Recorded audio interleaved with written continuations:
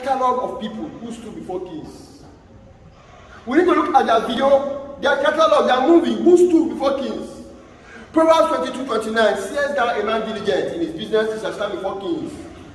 Daniel stood before kings. Daniel was a refugee. Babylonian, he was taken to Babylon. A refugee, Israelite, taken to Babylon. But he did not forget his God.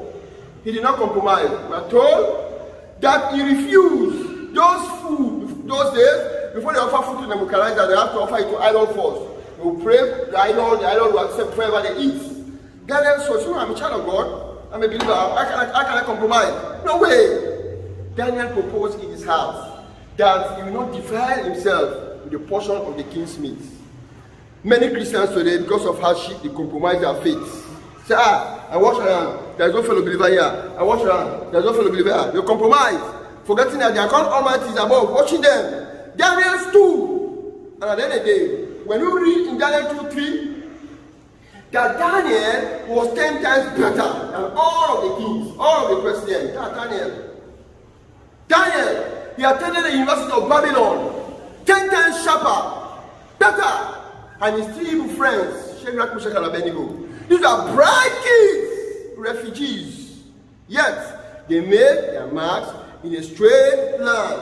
What are Christians standing away from this? We need to understand. We need to look at the catalog of these people who stood before kings and preached the word. Paul the Apostle told therefore all Peter and Agrippa are not disobedient to the gospel. What gave Paul the Apostle that mind? Because he was a learned lawyer, academic, strong, so he was not panic to speak everywhere. Any platform given to Paul the Apostle, he would stand and speak the gospel. The confidence was, he was an academic. He could speak the language of the Greek, the Hebrews. He was vast in all those languages. So he was not panic. Christian friends, what are we doing? If we are to evangelize, if we are to propagate the gospel, if we are to depopulate Satan's kingdom and populate God's kingdom, what must we do? We must speak the language of the Chinese, the fastest growing language at the moment. Mind you, if you are a strategic parent, teach your children how to speak Chinese. I'm afraid in the next 10 years what will happen.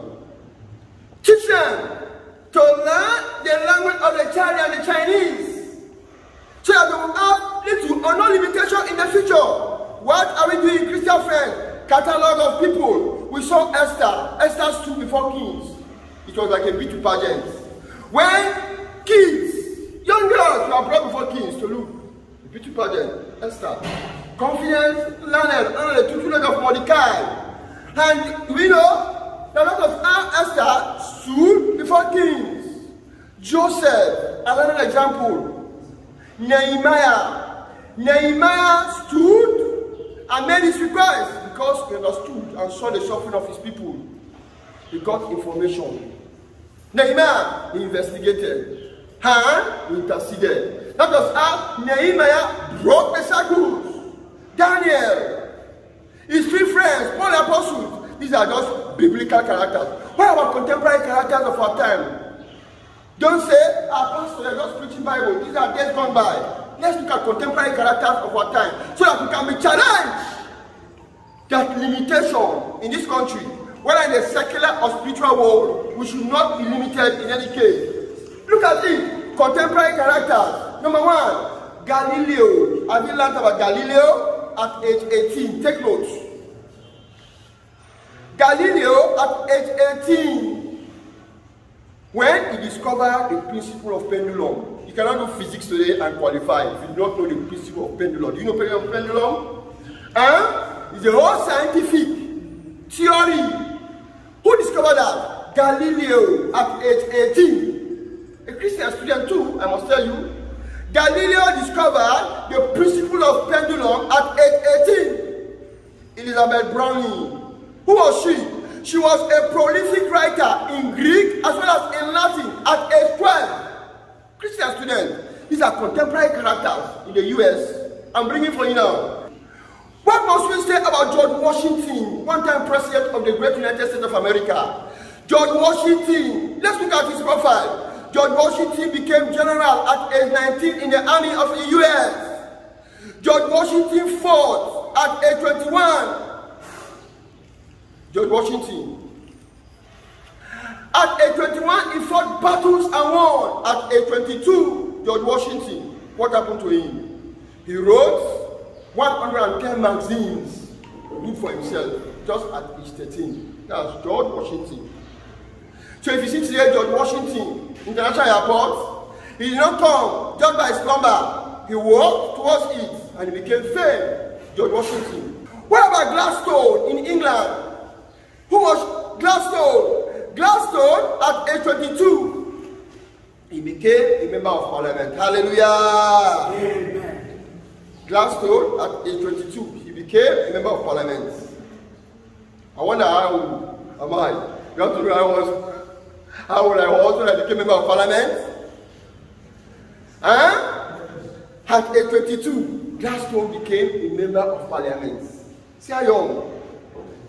See how young. Gladstone was in England. Gladstone at age 22. I was so old enough at 33 when I became mayor of a city. At 22, Gladstone became a member of parliament. What happens next? At age 24, Gladstone became Lord of the Treasury of England. Lord of the Treasury of England. The controller of the finances of England at 24. That's Gladstone. Gladstone ruled with a very strong fist at age 84, who said, some sense, there is a material in every man to rule the world. Hallelujah. Amen. That is quotation. What must we say about Macaulay? Macaulay was a celebrated author before age 23 who preferred books to men. Can you imagine? This man preferred books to men. He will sleep on books, he will eat books, he will chop books, he will do everything with books. And his conviction when he was interviewed, he said, as for me, Macaulay, I prefer books to men. That's the man. Just at 23. What must we say about Thomas Edison? Those that passed through Becker, they know Thomas Edison. Do we? Do we know Thomas Edison? What must we say about Thomas Edison? He attained the throne of success very early and was called Wizard of Experiment. All of the experiments foundation of today came from Thomas Edison. Alexander the Great. Have you heard about Alexander the Great? These are contemporary Christians. I do not only limit us to biblical characters. Say, these are divinely called by God Almighty. These are contemporary characters that in our time, they lived, they went to school, lived them alive, like we do today. Alexander the Great, he conquered the world at age 22. What a great Alexander. Isaac Newton, a great scientist who attributed his success discovered to God Almighty. That's Isaac Newton. Michael Faraday, a renowned scientist whose student never failed. Hallelujah. Michael Faraday's student never failed.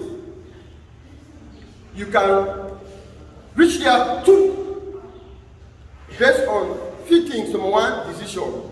Number two, desire. Number three, determination. Number four, diligence. You are meant to be an achiever. Get up and be charged. You will achieve in Jesus' name. Amen. Decision. It has to do with your decision. What are decisions? Many people today, they look at decision as a common thing. So come on. There are pains, there are gains in decision making. Your present choice will determine your destiny. If you decide that I'm only limiting myself to diploma, I'm only limiting myself to HND, it will tell on your salary tomorrow. But if you rise up, so now I'm going for that, it will cause you pains.